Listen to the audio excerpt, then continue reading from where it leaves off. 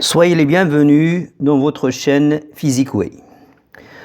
Dans cette vidéo, on va faire la résolution d'un exercice qui porte sur les transformations acide-base, extrait de l'examen national de la session normale 2022, section Sciences Maths. Étude d'une solution aqueuse d'acide salicylique. On donne la formule chimique de l'acide salicylique.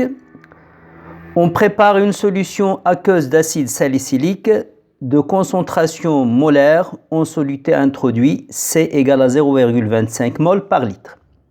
Son pH est 1,8. A. Question 1A. Définir le taux d'avancement d'une réaction chimique. Le taux d'avancement d'une réaction chimique est le quotient de l'avancement final, XF, sur l'avancement maximal, Xmax. On le note taux. Taux est une grandeur sans unité et elle est toujours inférieure ou égale à 1. Si taux est égal à 1, c'est que la réaction est totale. Si taux est inférieur à 1, c'est que la réaction est limitée. Question 1.2. Montrez que la réaction de l'acide salicylique avec l'eau est limitée. Et écrire alors l'équation chimique de la réaction de l'acide salicylique avec l'eau en utilisant la formule de l'acide salicylique donnée ci-dessus, c'est-à-dire la formule semi-développée.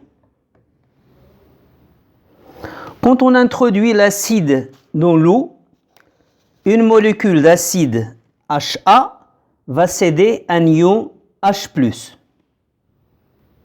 HA va donner A- plus H+. Cet ion H+ sera capté par une molécule d'eau pour donner un ion H3O+. Si la réaction est totale, ça veut dire que toutes les molécules HA vont se transformer en A- pour donner des ions H3O+. Donc si la réaction est totale, la quantité des ions H3O+, la quantité finale des ions H3O+, serait égale à la quantité initiale des molécules de HA. Si la réaction est totale, on aura N final de H3O+ égale N initial de HA. On va diviser les deux membres de l'égalité par le volume de la solution. On aura donc... Or, ce rapport, ce n'est rien d'autre que la concentration molaire des ions H3O+ dans la solution finale. Et ce rapport, ce n'est rien d'autre que la concentration de la solution, C. Donc on aura la concentration finale des ions oxonium, H3O+, égale 2,5 10 à la puissance moins 1 mol par litre.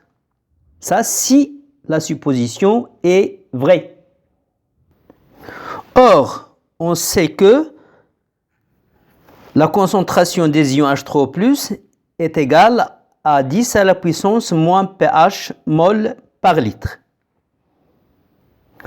Et le pH mesuré, il est égal à 1,8.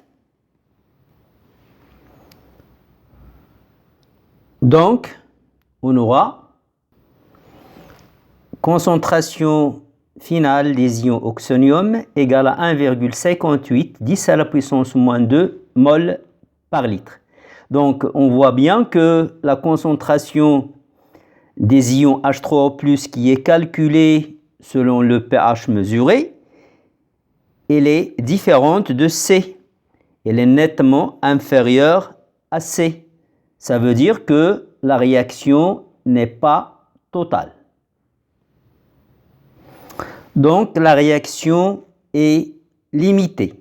Donc lorsqu'on va écrire l'équation de la réaction, on va l'écrire avec une double flèche parce qu'il s'agit d'un équilibre chimique.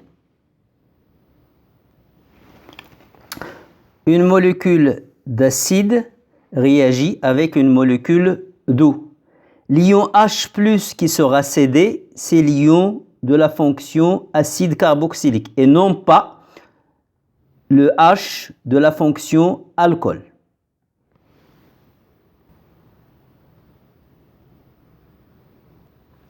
Question 2. Dans la suite de l'exercice, on désignera par HA l'acide salicylique et par A- sa base conjuguée. Déterminer alpha AH, la proportion de la forme acide, fraction d'acide en solution, du couple AH-A-, et en déduire l'espèce prédominante de ce couple dans la solution obtenue.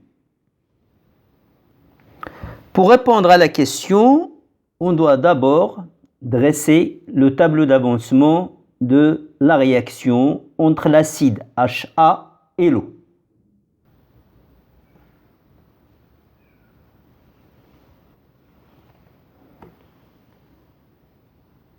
État initial, l'avancement est égal à 0.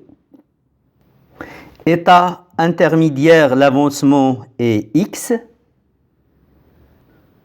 État final, l'avancement est x final. L'équation de la réaction, HA plus H2O donne A- plus H3O+. La quantité d'acide initiale, c'est C fois V.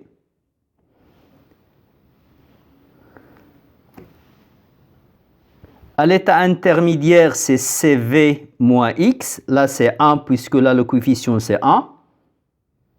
Et à l'état final, c'est CV moins XF. H2O, c'est le solvant. Il est en excès. À l'état initial, la quantité de A- c'est 0. À l'état intermédiaire, c'est X, puisque là, on a 1. À l'état final, c'est XF. À l'état initial, la quantité des ions H3O+ est égale à 0. Bien sûr, on néglige la quantité des ions H3O+ qui résulte de l'autoprotolyse de l'eau. À l'état intermédiaire, c'est X. Et à l'état final, c'est XF. La fraction d'acide en solution, c'est la quantité finale de l'acide sur la quantité finale de l'acide plus la quantité de de la base conjuguée. Donc alpha, c'est N final HA sur N final HA plus N final A-. La quantité finale de HA, c'est CV moins XF. Et la quantité finale de A-, c'est XF. Donc en bas, on aura CV moins XF plus XF, ça fait CV. Or, XF, elle est là. C'est la quantité finale de H3O+. Et la quantité finale de H3O+, c'est la concentration de H3O+, fois le volume de la solution. Donc, on va simplifier le V et on aura alpha égale à C moins la concentration de H3O+ sur C. Or, la concentration de H3O+, elle est égale à 10 à la puissance moins pH. Donc, on a alpha HA, c'est C moins 10 à la puissance moins pH sur C. Et on passe à l'application numérique. Alpha HA est égal à 93,7 10 à la puissance moins 2 ou encore 93,7%.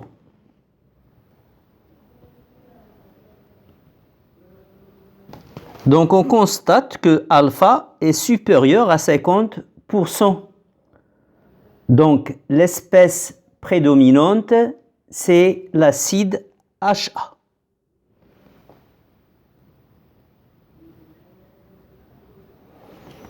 Troisième question, calculer le pKa du couple AH à moins. On sait que le pH de la solution est égal pKa plus log de la concentration de la base sur la concentration molaire de l'acide. Or, la concentration de la base, d'après le tableau d'avancement, c'est XF sur V. Et la concentration de l'acide, c'est CV moins XF sur V.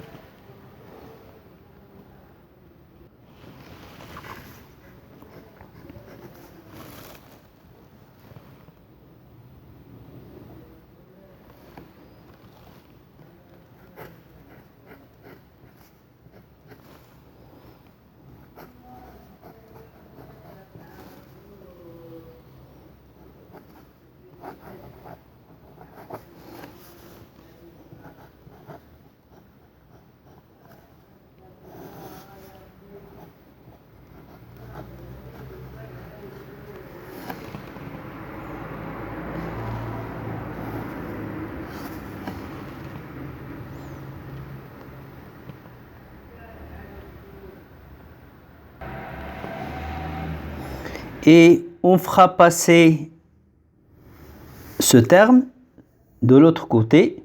On aura donc pKa égale pH moins log 10 à la puissance moins pH sur C moins 10 à la puissance moins pH.